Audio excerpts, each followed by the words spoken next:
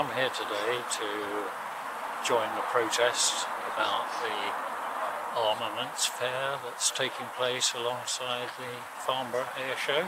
I'm here because I've always felt that war is wrong and preparation for it, which is what we're doing, what we're here to protest about today, preparation for war. And war means so much in the way of killing and upset and all kinds of other horrors. I'm elder of Farnborough Quaker meeting.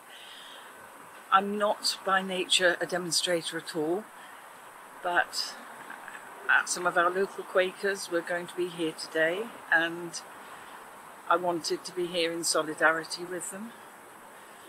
So I'm hoping to do my little bit by being here, taking part in Quaker meeting and just generally protesting. I live in Farnborough. I'm always amazed at the amazing beauty and technology and skill put into the machines that fly over my head, and then I despair because most of them are for war. First day I walk around, and see what an air, like Qatar Air, yes. like Typhoon jet, like war jets, like commercial jets.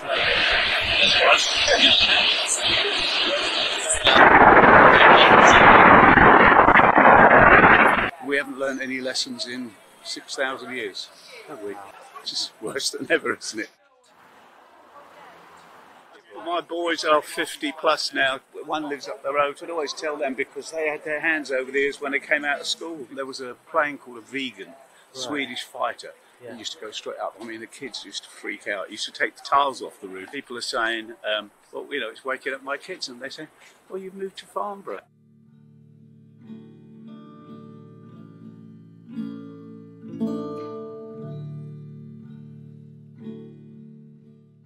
What do I know about the Quakers? I know they're peaceful people, always have been, that's their tradition.